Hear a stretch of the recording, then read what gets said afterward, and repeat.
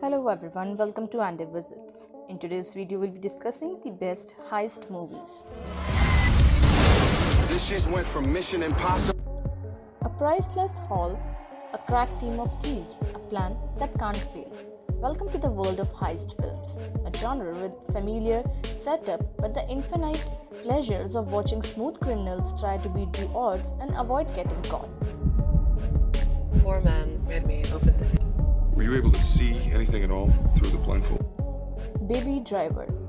The big popular success that had eluded director Edgar Wright's Scott Pilgrim vs. the World failed to find an audience, and his Ant-Man never came to fruition. Finally happened with this plucky romantic tale of a getaway driver courting a waitress while working for a dangerous mobster.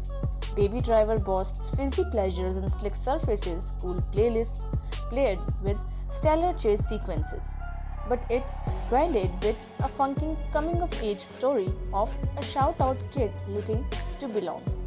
As with all of Wright's movies, Baby Driver is a patchwork of 100,000 other cool films, but its almost musical approach to the heist film is consistently kicky, complete with the kind of double crosses, plot twists, and big payoffs that the genre demands. I hope not. What is your name? The Town. When you close your eyes and think of the town, your brain might first bring up images of Ben Affleck shirtless cutting to helicopter shots of downtown Boston. But the movie still has the muscular propulsion that is an Affleck directorial trademark. The Brothers in Crime Boston thriller has been done to death, but the Boondock nails that isn't. Affleck's emotional currents might be lunkheads at times, but they are still there, and they are still effective. And how do you not admire a Boston crime movie where they try to rob a family? Before we get jammed up. There are often residual effects. Fast 5.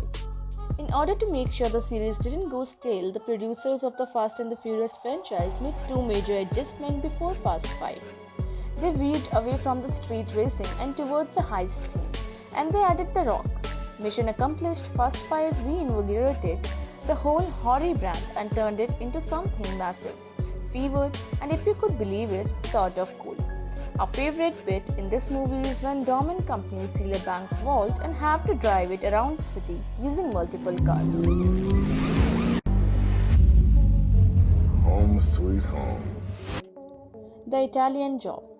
You're only supposed to blow the bloody doors off. The 2003 remake ain't too shabby, but the Michael Caine original is the superior job. Funnier, cooler, edgier. Caine plays Charlie, a professional hood just out of jail who puts together a team to steal some gold.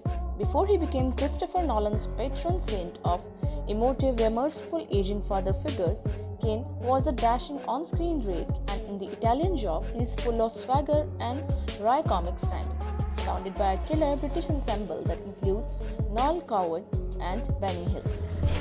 The next 45 minutes. Plan was flawless. Okay, Steve, let's write about Logan Lucky. Steven Soderbergh's Return for Retirement movie was basically a down-home, West Virginia-esque version of Ocean's 11, with a younger cast dealing with adverse economic conditions by trying to rob the Coca-Cola 500 in Charlotte. Soderbergh knows how he is doing riffs on his past hits. A new cast even called his heist Ocean's 7-Eleven at one point. But he knows the milieu so well that it's just a treat to watch him take us through all the motions. The movie wasn't a hit, but it absolutely should have been. And Lord help us, Daniel Craig is amazing in this movie. Only God knows. I am in car. So which one is your favorite among all? Do share in the comments section. Thank you so much.